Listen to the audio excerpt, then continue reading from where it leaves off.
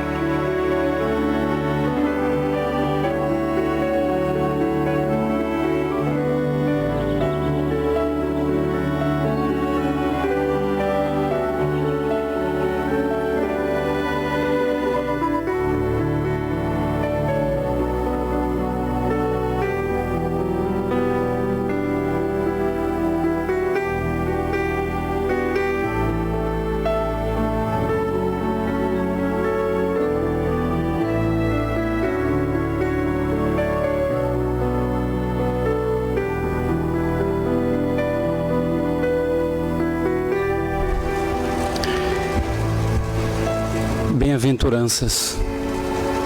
Bem-aventurados sereis quando os homens os aborrecerem e quando vos separarem, vos invejarem e rejeitarem o vosso nome como mal, por causa do Filho do Homem. Jesus, Lucas 6:22.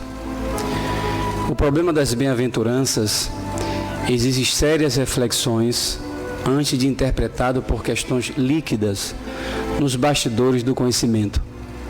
Confere Jesus a credencial de bem-aventurados aos seguidores que lhes partilham as aflições e trabalhos. Todavia, cabe-nos salientar que o Mestre categoriza sacrifícios e sofrimentos à conta de bênçãos educativas e redentoras. Surge então o imperativo de saber aceitá-los. Esse ou aquele homem serão bem-aventurados por haverem edificado o bem na pobreza material, por encontrarem alegria na simplicidade e na paz, por saberem guardar no coração longa e divina esperança. Mas e a adesão sincera às sagradas obrigações do título?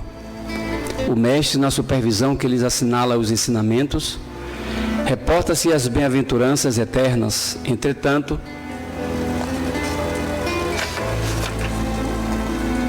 são raros os que se aproximam delas com a perfeita compreensão de quem se avizinha de um tesouro imenso. A maioria dos menos favorecidos no plano terrestre, se vestidos pela dor, prefere a alimentação e o desespero. Se convidados ao testemunho de renúncia, resvalam para exigências descabidas e quase sempre, em vez de trabalharem pacificamente, lançam-se às aventuras indignas de quantos se perdem em desmensuradas ambições. Ofereceu Jesus muitas bem-aventuranças, raros, porém, desejam-nas. É por isso que existem muitos pobres e muitos aflitos que podem ser grandes necessitados no mundo, mas que ainda não são benditos no céu.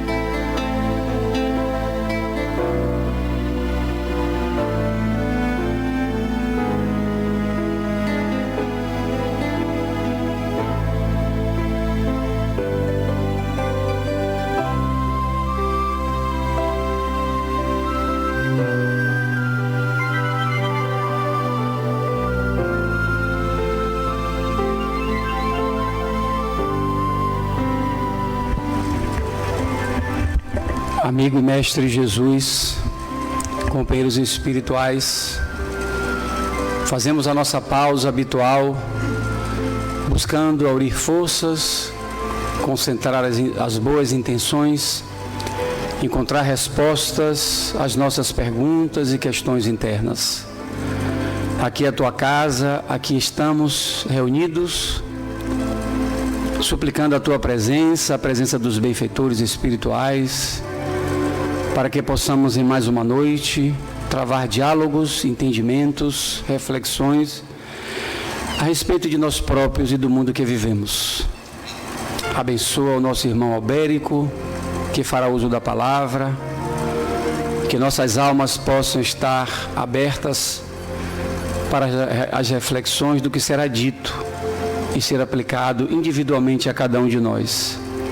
Que a tua paz, Jesus, seja com todos nós, agora e sempre.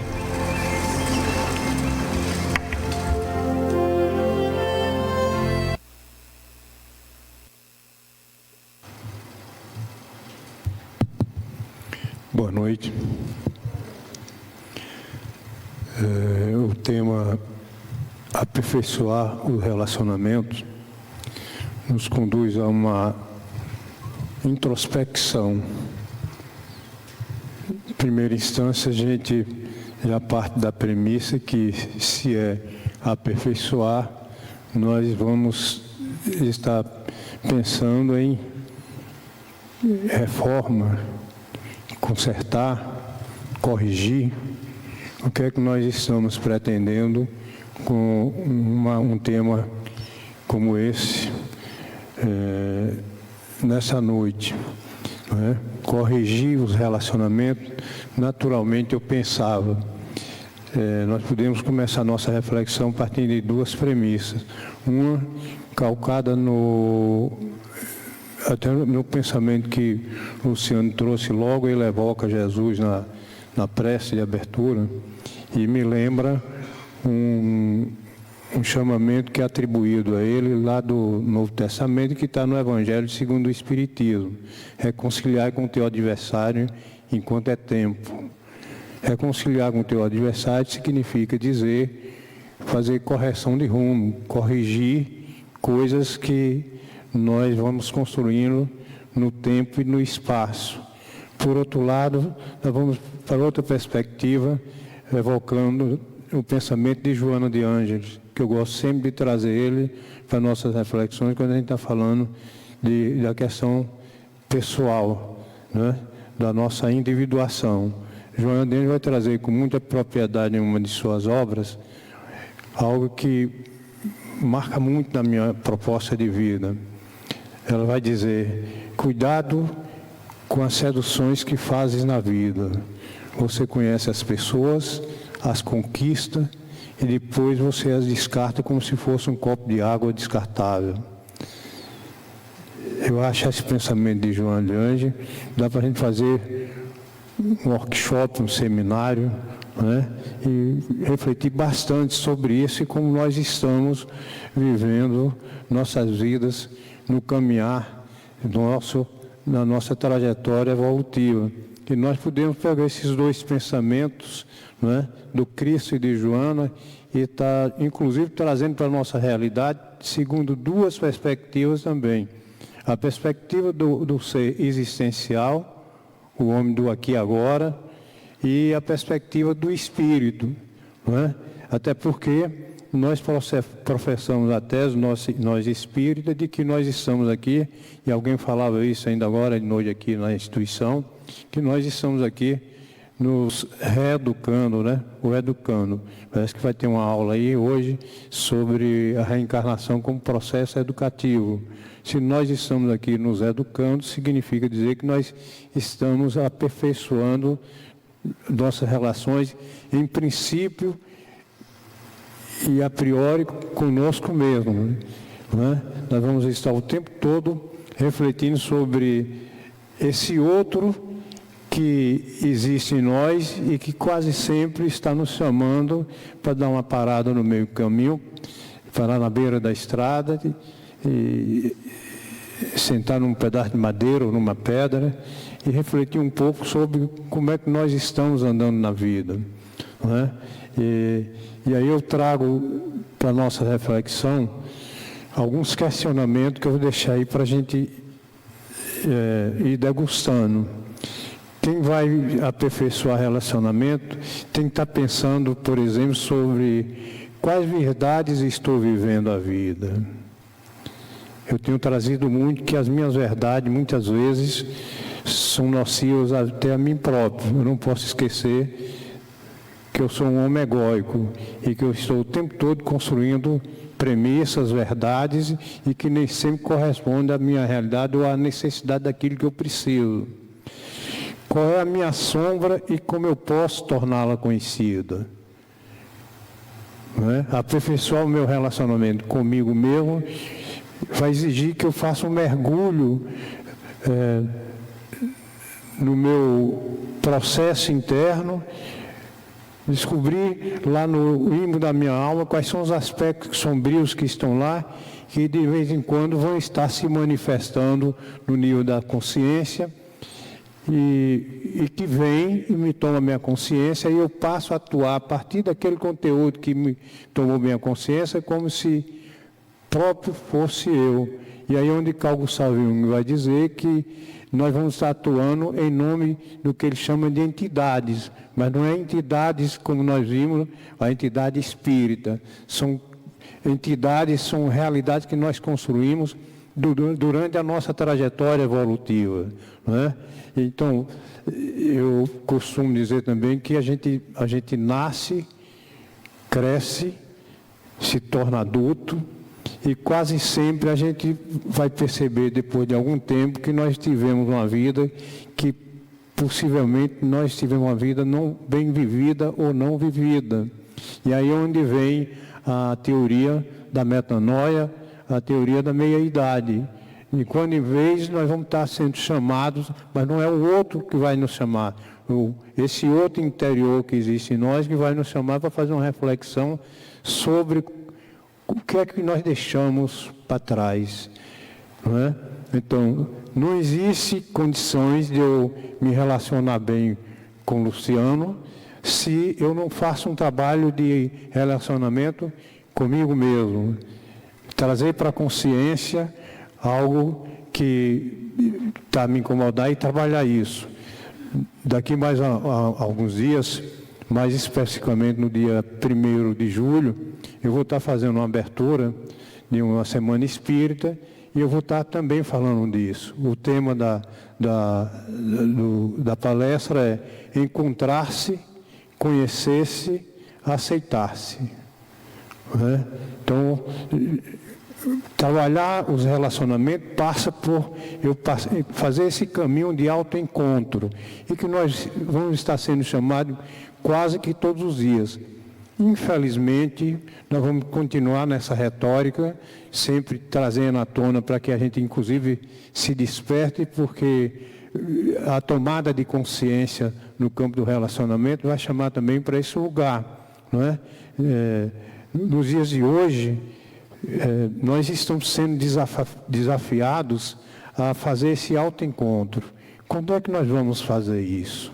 Qual é o momento que eu tenho na minha vida que eu verdadeiramente vou me recolher no íntimo de mim mesmo e estar fazendo esse autoencontro? Eu costumo dizer que a gente ainda bem não levantou da cama, nós já estamos na garagem do prédio, ligando o motor do carro, ou está no ponto de ônibus para pegar o ônibus para ir para o trabalho, e a partir daí nós deixamos de ser nós mesmos, nós passamos a ser do mundo. E aí nós vamos nos relacionando com as pessoas de uma forma relativamente atabalhoada, porque nós não paramos um pouco para refletir, inclusive, como vai ser o meu dia, como vai ser nosso dia hoje, não é? Ou como vai ser o dia de amanhã, ok? Depois de muitas buscas, muitos investimentos, eu consegui encontrar um espaço para me fazer esse encontro comigo mesmo, que para Luciano vai ser algo assim, bem desafiador, porque eu sei que ele só acorda meio-dia, não é? E eu acordo todos os dias, 4h30 da manhã. Todos os dias da semana.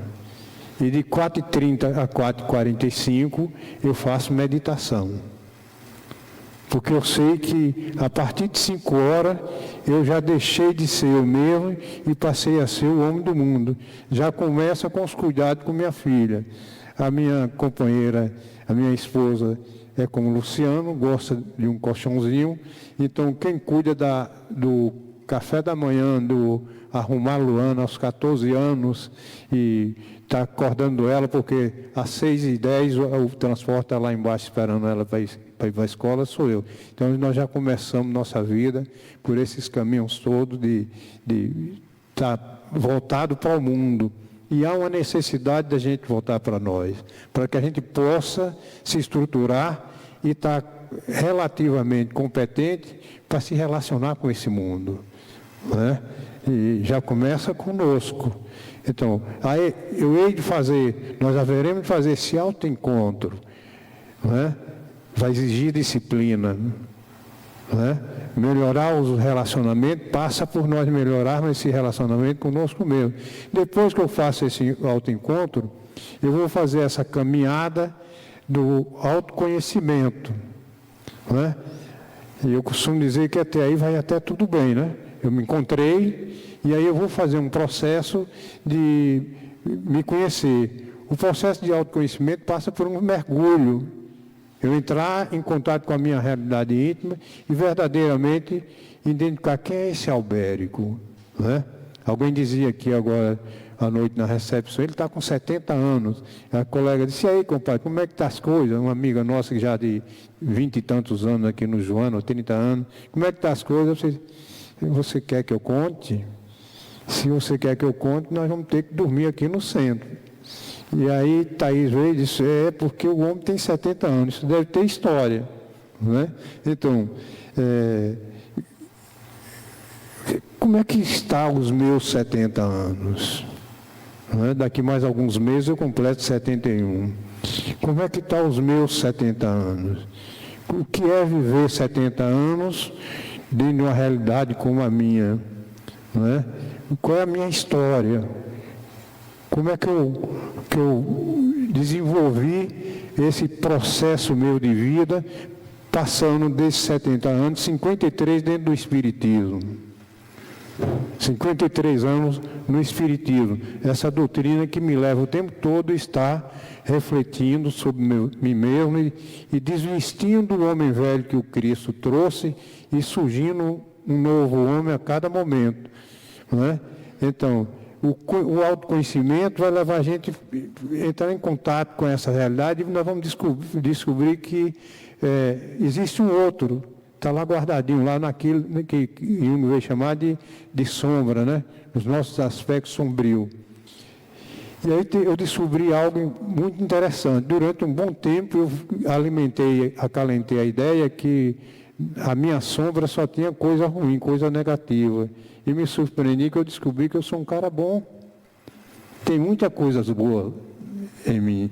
Olha que maravilha. E aí eu falei, já que tem coisas boas em mim, eu vou entrar em contato primeiro com elas, que é para mim me capacitar, minha autoestima melhorar, e aí eu saber lidar com esse outro Albérico, que é o Albérico negativo, entrar em contato com as diversas coisas que eu fiz e que eu considero que foram nefastas para mim e para o outro. Então eu vou fazendo esse trabalho de autoconhecimento e que não é fácil, todos nós sabemos disso. Entrar em conexão com a nossa realidade íntima é um desafio e é por isso que nós estamos aqui agora à noite. Não é? Uma vez feito isso, vem a parte principal da história que eu considero, né? Encontrar-se, conhecer-se, aceitasse. Joana de Anjos vai dizer lá, autodescobrimento, autoconhecimento e autotransformação. Eu venho trazendo já há algum tempo, com base na minha experiência pessoal, que ninguém se transforma realmente sem se conhecer. Mas é preciso que se conheça e se aceite como é. Ipsilite como você é. Aí eu vou fazer esse processo de autotransformação, né? Para mim fazer o processo de autotransformação, eu preciso me aceitar daquela forma que eu me enxergo, as dificuldades que eu vou estar tendo na vida, a dificuldade de me relacionar com o outro, e aí eu vou fazendo esse processo e vou melhorando a relação comigo e com aquele outro que está no meu entorno, né? Então, isso começa comigo e depois aqueles que estão mais próximos. Em princípio, no meu caso, é com minha esposa e minha filha, não é? Então, eu vivo num apartamento com a minha esposa, uma companheira, e uma filha de 14 anos. E eu costumo dizer nos últimos tempos que não tem melhor professor para você no seu processo de individuação do que ser aos 70 anos pai de um adolescente de 14. O tempo todo ela está me despertando possibilidade de crescimento. Não é? E aí nós vamos entender o que é que Hermínio Miranda vai trazer na obra dele, que nossos filhos, na realidade, não são nossos filhos, são espíritos, que nos é permitido na relação com eles, ir nos melhorando e oportunizando a eles se melhorarem a partir do relacionamento deles conosco. Nós, pais, hoje, precisamos ter esse olhar. Como essa questão do adolescente nos dias atuais, será que é porque tem um novo adolescente, diferente do adolescente da nossa época? Não. Os adolescentes de hoje, como criatura humana, são mais ou menos iguais aos da nossa geração. A realidade que eles vivem hoje e que nós vivemos é que é diferente. Ainda hoje eu recebi uma ligação de uma moça que já foi companheira, esposa de um ex-colega nosso aqui, do Joana de Ângelo, no interior. Apavorada, me ligou e me procurando como psicólogo. Por quê? Um sobrinho dela, a família pegou um sobrinho se cortando. 14 anos, se cortando. E apavorada, a cidade não tem psicólogo, eu falei, não tem um CAP, sabe? Não tem. Não é? E ela está chegando aí amanhã, nós vamos atender ela lá, o garoto lá na clínica, não é? Com a psiquiatria, a psicoterapia. E qual é o móvel, o que é que levou esse jovem, nesse instante, aos 14 anos, estar lá com a gilete cortando o braço? Não é? E aí eu disse a ela, pode ter certeza que não foi isso aí não, tem algo mais, isso aí é só o gatilho, é só o disparo, não é? O ser desprezado por uma jovem que ele estava paquerando não é razão suficiente para ele estar se cortando. Ele pode até se exasperar naquele momento e se perder, mas por trás desse comportamento tem algo mais. E aí só conversando com ele para a gente trazer para a consciência o conteúdo está lá por trás, não é? Então, na conversa ela trouxe alguma questão, filho de pai separado, uma relação conturbada, etc. e tal. A realidade é que o rapaz entrou em crise a partir do momento que a namorada, ou a moça que ele estava interessado, se declarou, tem uma relação afetiva com uma colega na escola. Ele se sentiu traído por ela e entrou em crise. Veja como nós estamos o tempo todo, e nos dias atuais isso começa desde cedo, não é? A estar aperfeiçoando as nossas relações. E ela me disse que esse rapaz, ela e esse rapaz sempre tiveram embates dentro de casa. E nesse momento ela que foi a escolhida para conversar com ele e ajudá-lo. E aí ela disse que lembrou de mim. Eu lembrei de você e quero sua ajuda. Eu só posso conversando com ele pessoalmente. Eles estão saindo lá da cidade, são 5 horas de viagem, está chegando aqui meio-dia, eu combinei com eles para a gente se encontrar 13 horas amanhã. Então, veja que eu refletia muito sobre essa temática de hoje, não é? A Edilene me procurou, aperfeiçoar os relacionamentos. Nós vamos partir da premissa de que se nós estamos aperfeiçoando é porque esse relacionamento tem alguma coisa aí no meio do caminho, não é? Nós sabemos que as relações, e eu pensei, nós não vamos nos enviesar só e somente só para analisar a situação, contextualizar a temática, só no âmbito das relações amorosas mais próximas. É a relação como um todo. Não é? Porque a criatura humana está tendo dificuldade, como eu disse antes, se relacionar consigo próprio, quiçá com o outro. Com esse outro que da minha casa, do prédio onde eu moro, do trabalho, da escola. relacionamento na vida messiânica numa casa religiosa, nós estamos vivendo um momento impactante, não é? E há um chamamento para que a gente, de alguma forma, tome consciência disso. Eu vou enxergar esse tema da nossa reflexão de hoje, eu pensava, como sendo realmente um despertar, não é? Se eu estou tendo necessidade de ter um olhar diferenciado sobre relacionamento, é porque está havendo uma necessidade. E aí a gente vai talvez compreender que isso é porque também as relações não estão sendo iniciadas com uma certa consciência, não é? Nos últimos tempos eu conversava com duas pessoas sobre isso, duas colegas. Minha clínica está se transformando.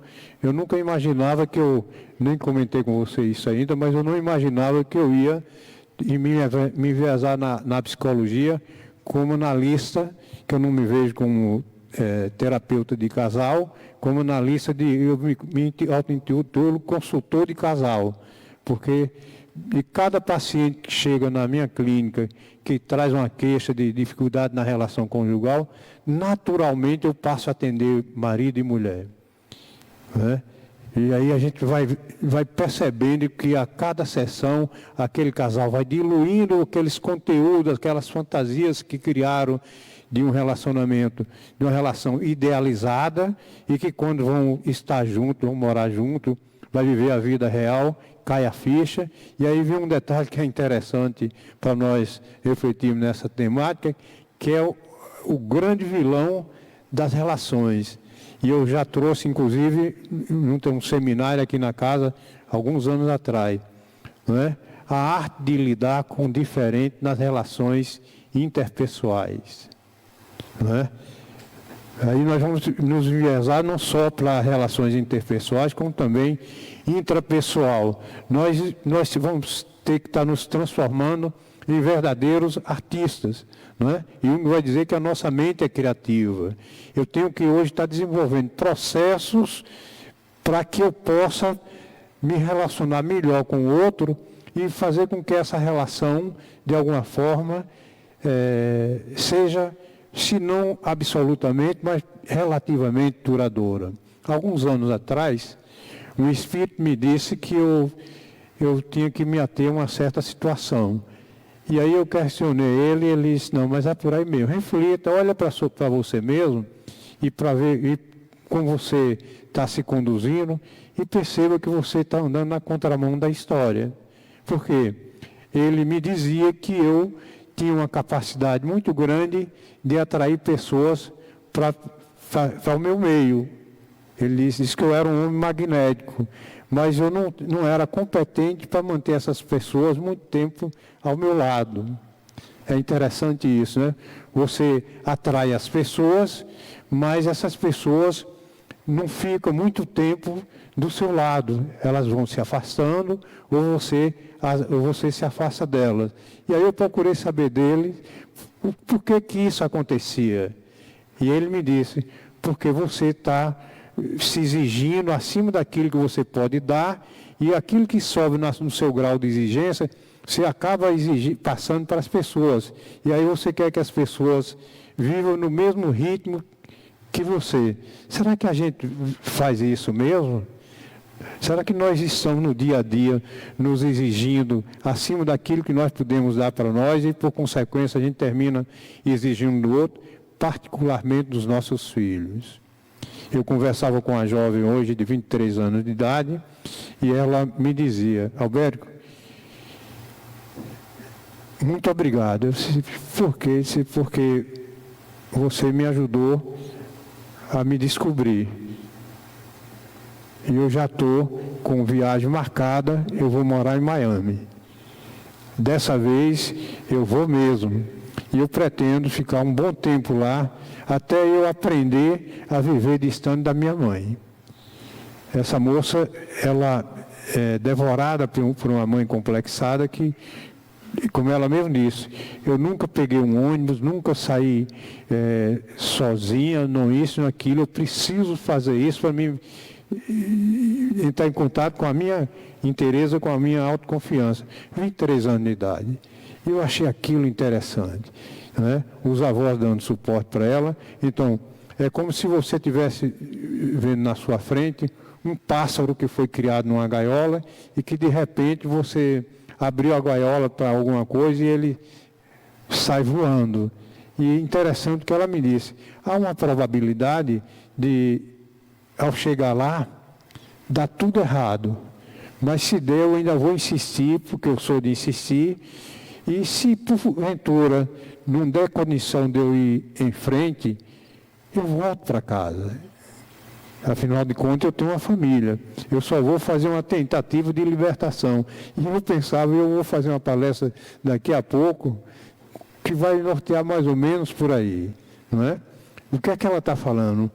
Ela está saindo, como ela mesmo disse, eu estou saindo desse lugar, desse ambiente, para que eu possa aprender a depois voltar e me relacionar melhor com a minha mãe, agora como mulher e como adulta, que é o destino de todos nós. Não é?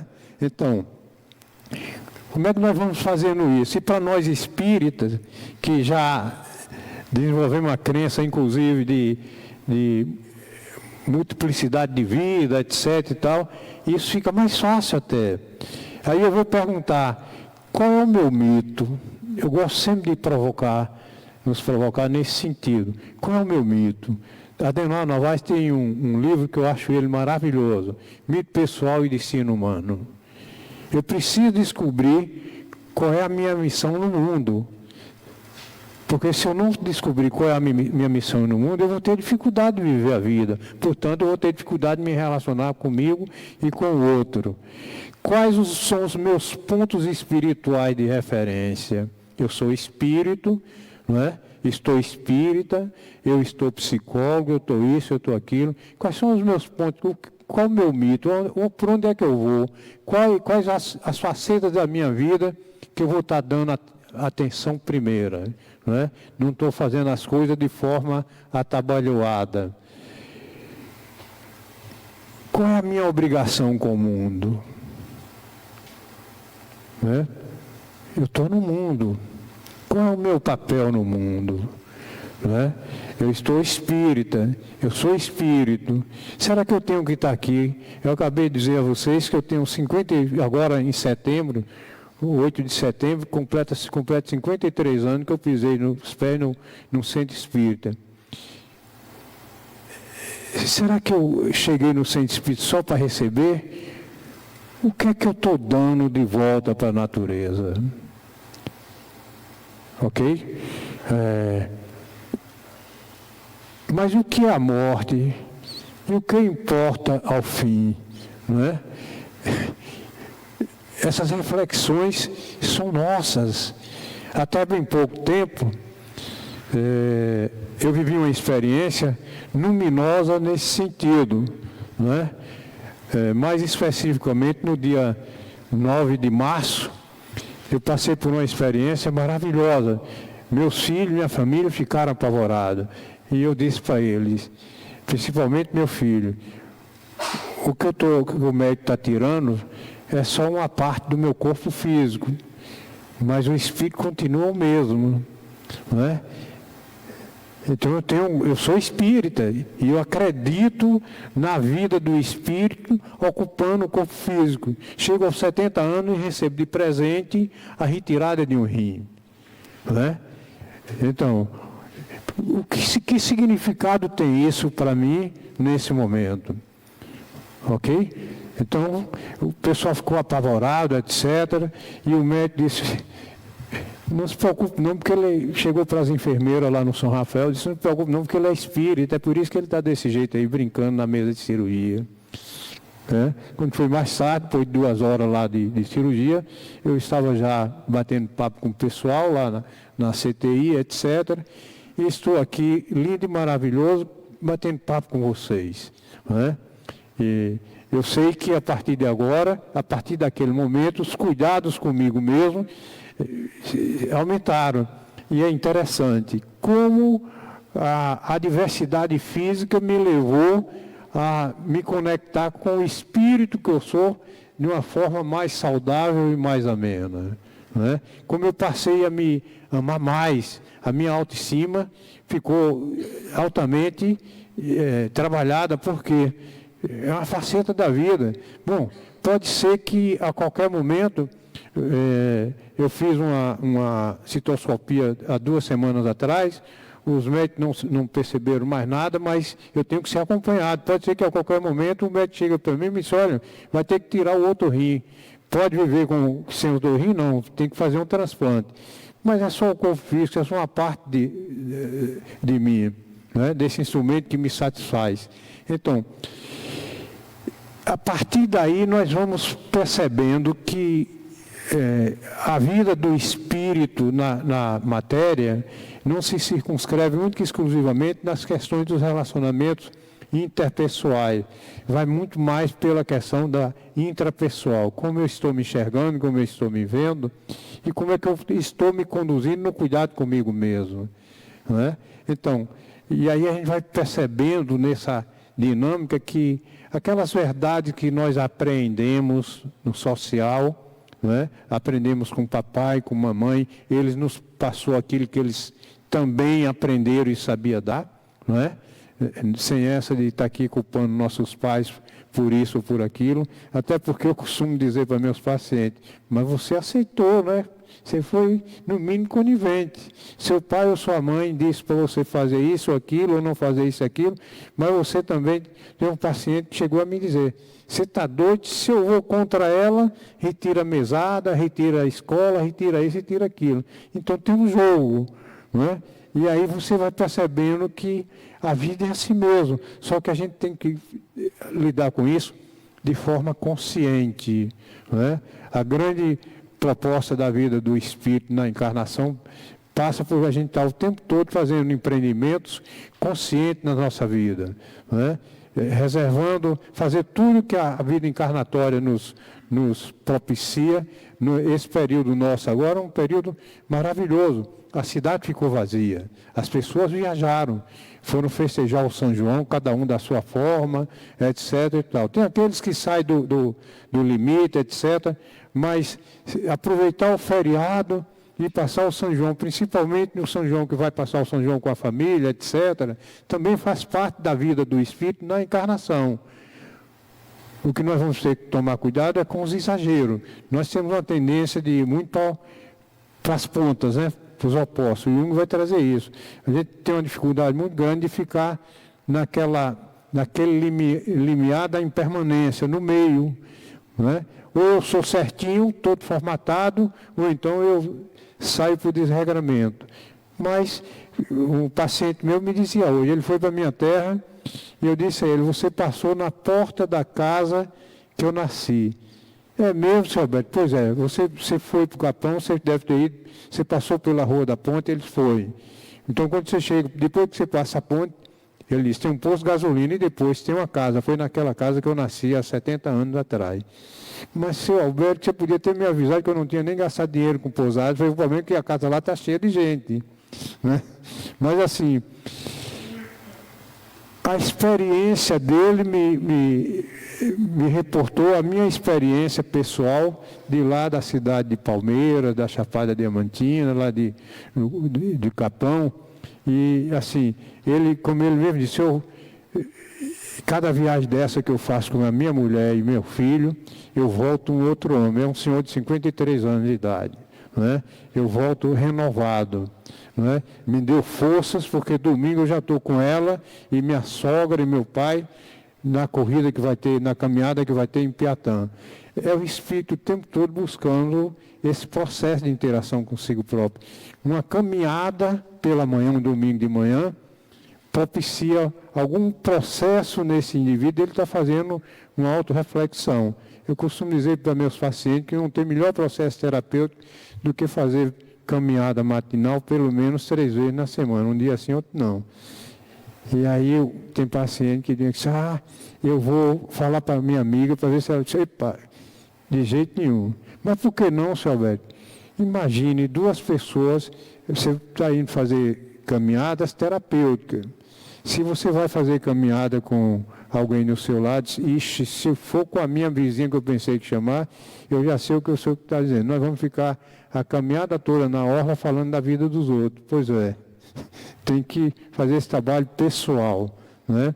aquela caminhada ali que você vai andando e os conteúdos vão chegando, e você vai refletindo, tomando consciência, alguns conteúdos mexem com você, e aí você vai fazendo esse trabalho de burilamento com os seus relacionamentos. Há uma probabilidade de quando você chegar em casa, sua mulher ou sua esposa lhe enxerga uma outra pessoa, não é?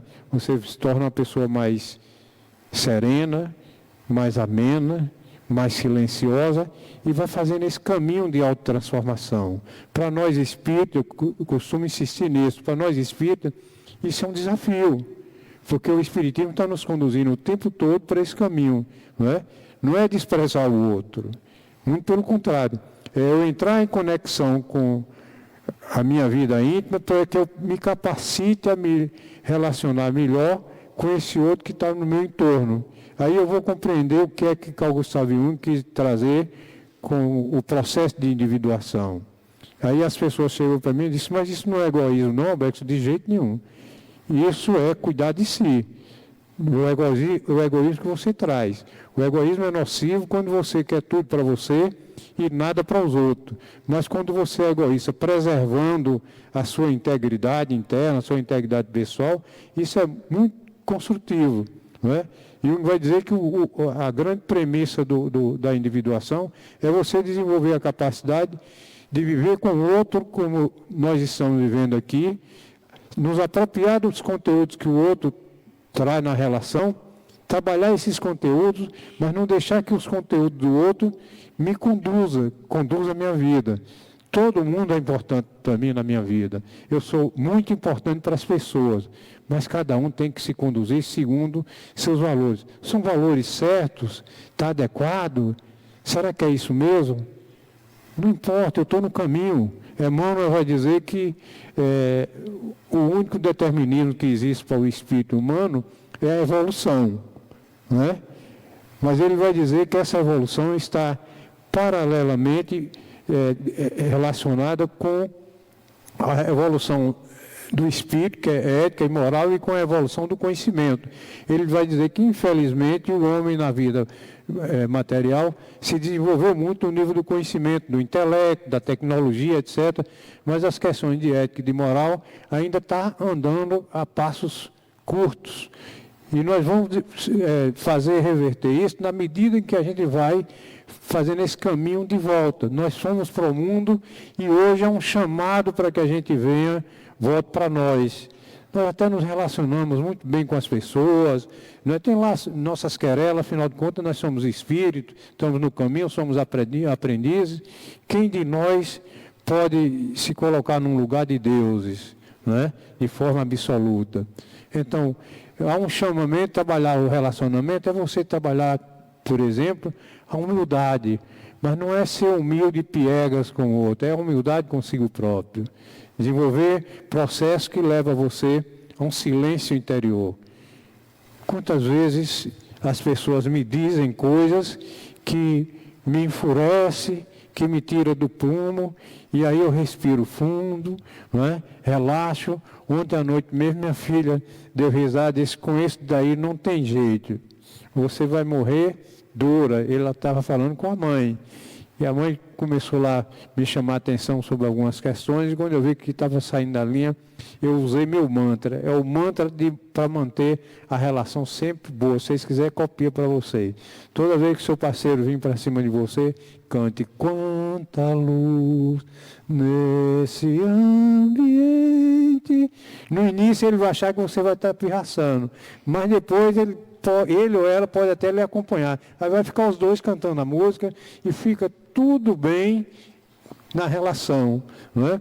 Então, toda vez que alguém se joga para mim de uma forma devastadora, por trás disso tem uma mensagem. Eu preciso ver qual é a mensagem que esse outro está trazendo para mim, não é?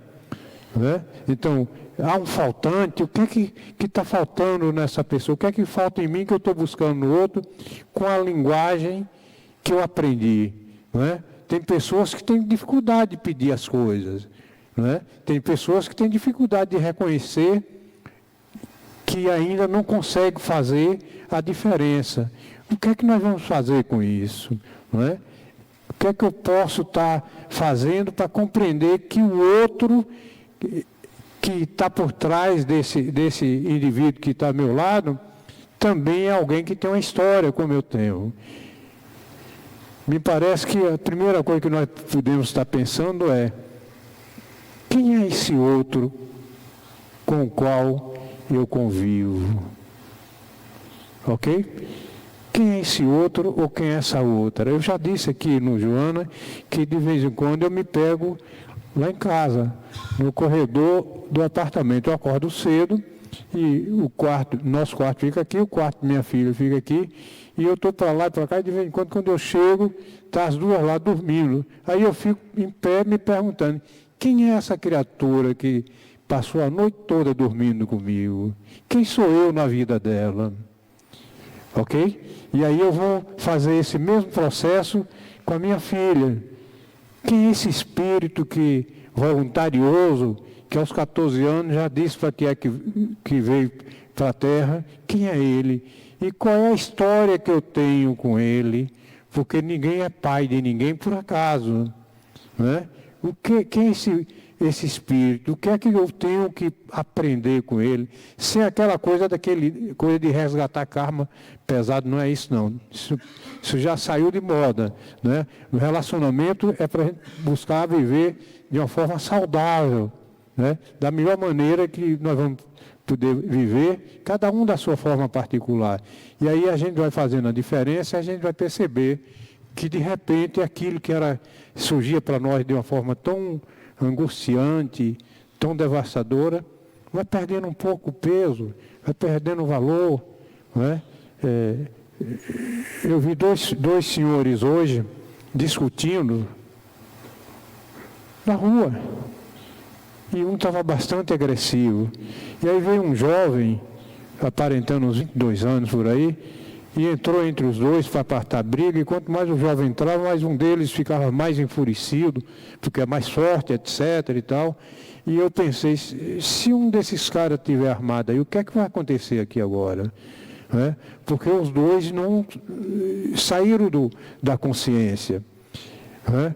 O instinto, né? A emoção do instinto estava ali, clara, no semblante dos dois e nas palavras. Dois trabalhadores, pelo jeito estavam saindo para trabalhar, se dispuseram lá por conta de estacionamento de carro, etc. e tal. Gente, é isso aí que a gente tem que estar enxergando e trazendo para nós. Essa é a faceta da vida que eu não quero viver mais. Ok? Está me altercando por conta de valores que necessariamente não são valores conduzentes para a minha vida de espírito. Né? Elevar um pouco mais. Né? Quantas vezes a gente precisa relaxar um pouco? Está certo, o outro tem a verdade dele, deixe ele com a verdade dele. Pode ser que ele respire fundo e chegue para você e disse: olha, me desculpe, não era isso mesmo que eu queria não, etc. e tal. E você se surpreende e até pede ele um abraço. Né? Que, aliás, é uma coisa que nós estamos precisando muito nos dias atuais, é se abraçar, olhar nos olhos, né? Se permitir. A criatura humana está muito afastada, temerosa. Né? Vamos pensar um pouco nessa possibilidade de fazer esse caminho de volta. Eu só acredito no aperfeiçoamento das relações se por trás dela eu faço o autoaperfeiçoamento. O que é que eu estou fazendo na minha vida? O que é que eu estou aproveitando do que a vida me oferece para que eu possa me conduzir melhor? Né? Eu acho que vai por esse caminho. E aí a gente vai andando e vai percebendo que aos poucos as coisas vão se conduzindo de uma forma natural. A gente passa a não se exigir mais. Eu tenho dito nos últimos tempos que o maior juiz que existe na nossa vida somos nós mesmos, nosso ego negativo. De repente as pessoas desenvolveram uma crença de que não pode errar. O que é isso? Eu estou no caminho. Né? Então, mas se eu errei, o que é que eu faço com o erro? Procure ver o que é que você aprende com ele. Talvez é um chamamento para exercitar a humildade, né? Perceber se o outro, no qual eu saí da linha, o que é que isso refletiu nele como pessoa. E a gente vai percebendo que as relações vão se melhorando, você vai saindo daquele lugar de animosidade e vai por outros caminhos, né? Vai deixando de valorizar certas questões que surgem na vida, porque tem um outro que está ali do meu lado e ele é muito importante, né? Eu me lembrei agora que há um tempo atrás eu marquei com uma amiga minha para comer uma pizza aqui no Sampa. E para variar, como toda boa feminina, né? Ela chegou 48 minutos depois do horário marcado. E eu lá pacientemente esperando ela chegar. Aí ela chegou, etc e tal. E ela chegou para mim e me disse, sentou na mesa, o garçom se aproximou, ela disse, poxa, você não reclamou, eu cheguei atrasado, você não reclamou.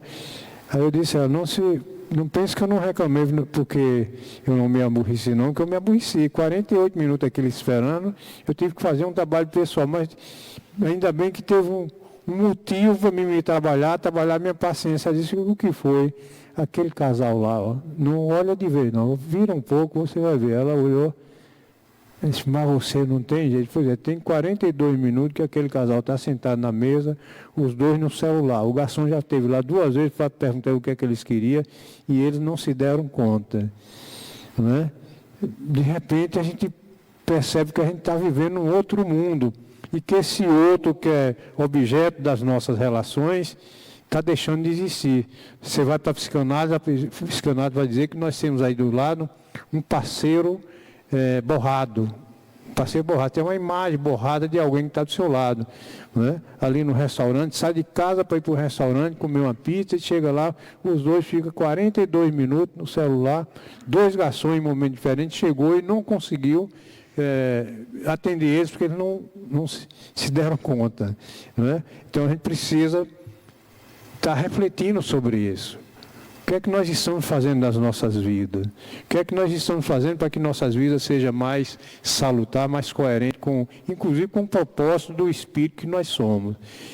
Então, deixar essa reflexão aí para vocês e para mim também, para que a gente possa ir fazendo esse processo de autotransformação. Só assim a gente vai melhorar os nossos relacionamentos, começando a partir de nós, gostando de nós, nos amando, né? Nos olhando como espírito e tendo consciência de que nós somos competentes. Eu gosto sempre, quando trato disso, vocês devem ter ouvido ele em algum momento, Jassa, morreu tem pouco tempo, desencarnou. Ele, quando ia abrir o trabalho dele de palestra, ele sempre perguntava às pessoas no auditório, você confia no seu taco? Entendeu? E as pessoas ficavam assim, tem alguém aqui pela primeira vez? Aí eu disse, você confia no seu taco? Um amigo meu caiu na asneira dizer que confiava. Ele disse, vem aqui, faz favor. E o companheiro ficou meio tímido, a esposa dele falou, rapaz, o cara está chamando, vai lá. Aí ele desceu ali no auditório do Teatro Eva Retz e desceu, foi lá, quando ele chegou lá embaixo, Jassa pegou o microfone, entregou a ele e sentou no chão. E ele ficou com o microfone na mão. E ele ficou assim, disse, o pessoal está esperando, mas está esperando o quê? Ele está esperando que você fale alguma coisa. Você não disse que confia no seu taco? Vá em frente. E o cara tremeu nas bases, e esse indivíduo, ele já foi palestrante espírita. E ele me disse, rapaz, e eu saí do espiritismo que eu achava que eu não conseguia falar nada para ninguém, que eu ficava com medo de falar errado, etc. Eu terminei falando alguma coisa lá, já conhecia o tema. Quando terminou, o povo ainda me aplaudiu, não é? Então, eu deixo essa mensagem para nós aí. Você confia no seu taco? Isso pode ser em qualquer área, vai em frente. Sim, você pode errar. Mas qual é o problema de errar? Vai para a resiliência, tente novamente, ok? Muita paz.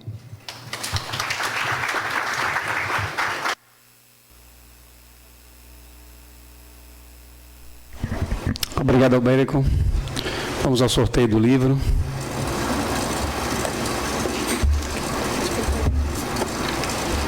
Dá uma sacudida aí.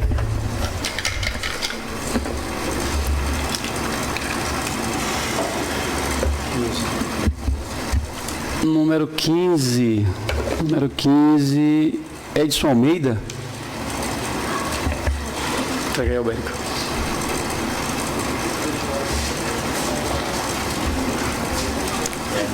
Beleza?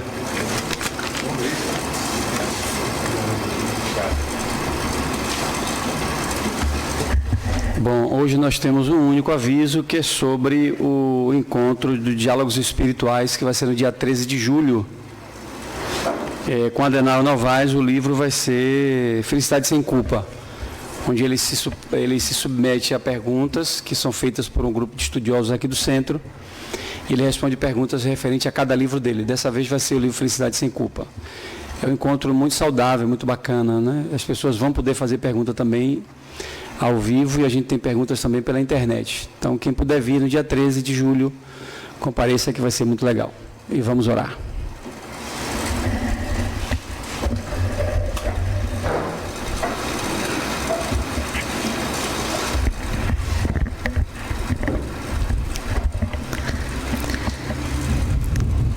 Possamos neste momento convidar aos médios passistas para que assim possam emanar as suas melhores energias junto aos trabalhadores desta casa, os trabalhadores desencarnados. Lembrando assim da reflexão trazida pelo nosso amigo Albérico, da importância de sabermos e entendermos aos poucos onde estamos inseridos, o nosso papel na família, o que realmente viemos fazer aqui. É uma reflexão profunda e que exige busca.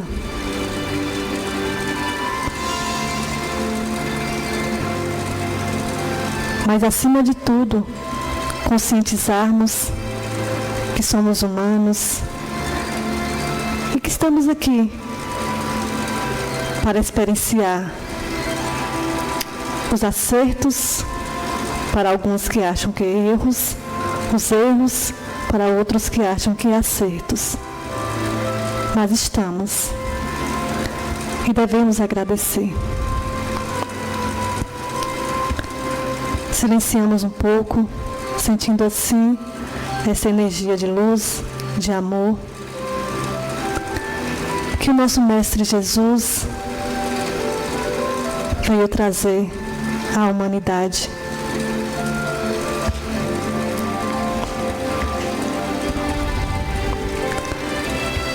Que devemos sempre buscar o amor em nós, porque é esse amor que conseguimos transmitir ao outro. Levemos isso para os nossos lares, para as pessoas que convivemos. E assim que possamos olhar para o nosso próximo